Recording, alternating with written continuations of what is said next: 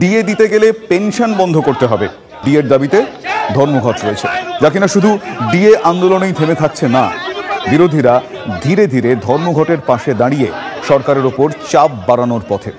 প্রশ্ন হলো, তাহলে যা পরিস্থিতি তাতে 10ই মার্চ ডিএর দাবিকে ছাপিয়ে ধর্মঘটের নামে শাসক বনাম বিরোধীদের শক্তি প্রদর্শনের একটা সম্ভাবনা কিন্তু থাকছে।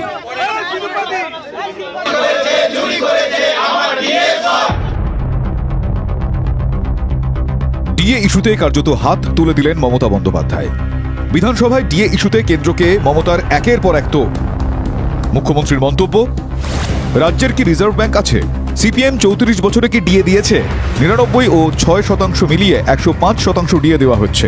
এর থেকে বেশি ডিএ দেওয়ার ক্ষমতা রাজ্যের নেই। উনি মুখ্যমন্ত্রীর মন্ত্রী শপথ নিয়ে এত মিথ্যে কথা বলছেন কেন? লক্ষ্মী ভান্ডার সেটা সোশ্যাল স্কিম, সামাজিক প্রকল্প, আর ডিএটা সরাসরি অন্য প্রকল্পে। মানে রাজ্য সরকার তিনি শপথ নিয়েছেন, রাজ্যটা ছেড়ে দিন না, আর যোগ্য লোক আছে তারা এসে চালাক। অন্য রাজ্যগুলো কি করে চালাচ্ছেন?